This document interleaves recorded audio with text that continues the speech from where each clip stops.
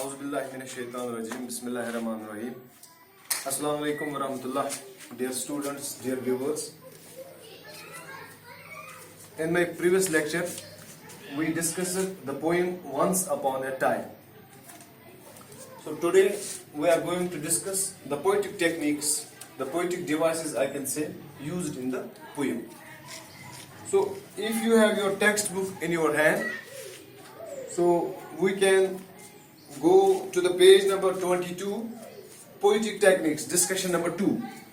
So here the first question is, what frightens the poet when he sees his smile in the mirror? What is the poetic device used here? जो question number 1 है इसमें discussion 2 portion जो है poetic techniques वाला, इसमें जो हमारा पहला क्वेश्चन है ये हमें पूछता है what frightens the poet when he sees his smile in the mirror. You know in the poem in the last stanza जो पोएट है वो अपने आप को मिरर में देखता है, आईने में देखता है.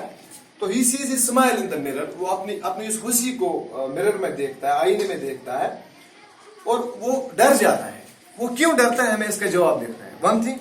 Second question, second part of the same question. What is the poetic device used here? और इसमें कौन सी poetic device इस्तेमाल हुई है. बोर्ड पे आप देखिए मैंने इसका आंसर लिखा है. The poet is frightened because he sees his teeth resembling snakes bear fangs in the mirror. Poet क्यों डरता है? The poet is frightened, वो इस वजह से डरता है because he sees his teeth resembling snakes bear fangs in the mirror.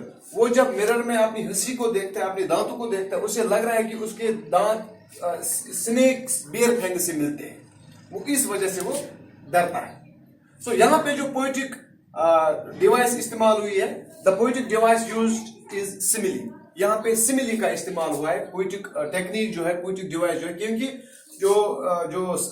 इसके जो टीथ है, the poet's teeth resembles with snakes bare fangs. तो यहाँ पे पोएट की जो टीथ है इनको कंपेयर किया गया है स्नेक्स बियर फैंग्स के साथ. तो यहाँ पे जो पोएटिक डिवाइस यूज हुई है दैट इज सिमिली. इस question number 1. Now we will go to the question number 2 of the same portion, discussion 2, poetic techniques. The poem is a satire on modern life. It mocks and ridicules some of the common behavior patterns of modern man. जैसा कि हमने poem पढ़ी उसमें आपने देखा कि ये जो पोइट है गैब्रियल ओकारा जो है, ये किस तरह से जो मॉडर्न मैन है इसकी जो जिंदगी है इस पे इसकी जो लाइफ है, इसने जो नई चीजें इसने अपने आप में अडॉप्ट जो की है उस वजह से उसको क्रिटिसाइज करता है. हालांकि अपने आप को भी क्रिटिसाइज करता है क्योंकि इसने भी उन्हीं वो जो चेंजेस उसने सोसाइटी में देखी है उन्हीं चेंजेस को इसने भी अडॉप्ट किया है. तो फॉर एग्जाम्पल कौन सी change? I have also learn to say good bye when I mean good riddance. तो यहाँ पे एग्जाम्पल्स यहाँ पे दी गई है कि किस तरह से लोग जो है वो एक दूसरे को गुड बाय बोलते हैं. हालांकि वो गुड बाय बोलने के लिए तैयार नहीं होते या बाय हार्ट वो इस पोजीशन में नहीं होते वो किसी को गुड बाय के वो उससे छुटकारा पाना चाहते हैं, लेकिन फॉर्मेलिटी के लिए वो उसे गुड बाय कहते हैं. This is called a typical instance of double talk. तो यहाँ पे हम पोएटिक टेक्निक्स में या पोएटिक डिवाइस में हम इस चीज को डबल टॉक कहते हैं. डबल टॉक के मीनिंग्स क्या है यहाँ पे मैंने लिखा है. Double talk means use of language that has more than one meaning and is intended to hide the truth. तो डबल टॉक का मतलब है use of a language that has more than one meaning. उस जो language, वो language जहां पे उसके माने एक से ज्यादा माने हो and is intended to hide the truth. और उसके जो माने होते हैं, उसकी जो पोजीशन होती है that is to hide the truth, वो सच्चाई को छुपाता है.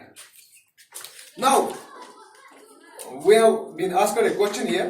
Can you pick out from the poem some more of such examples of double talk?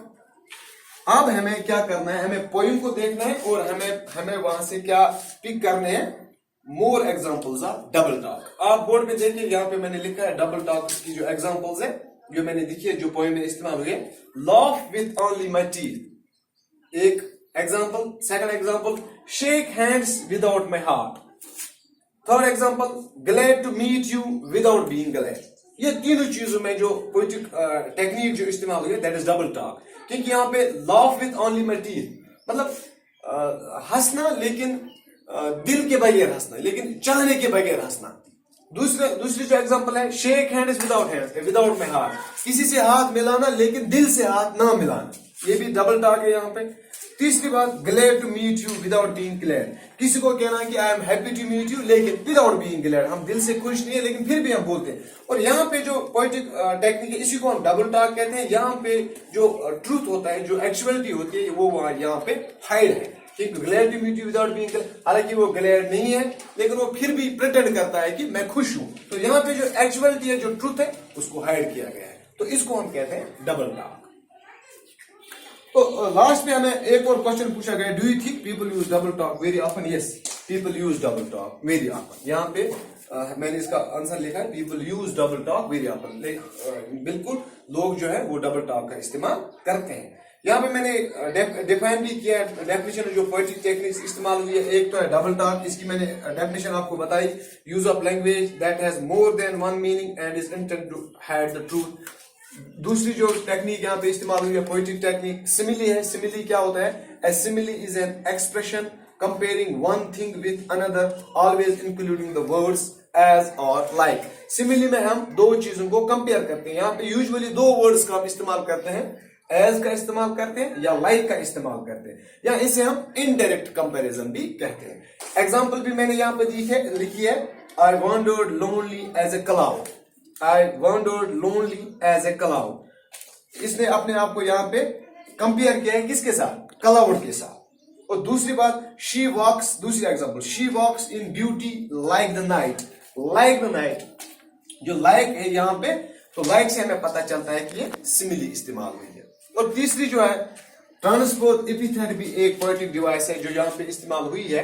Transpose epithet की मीनिंग क्या है? It is an adjective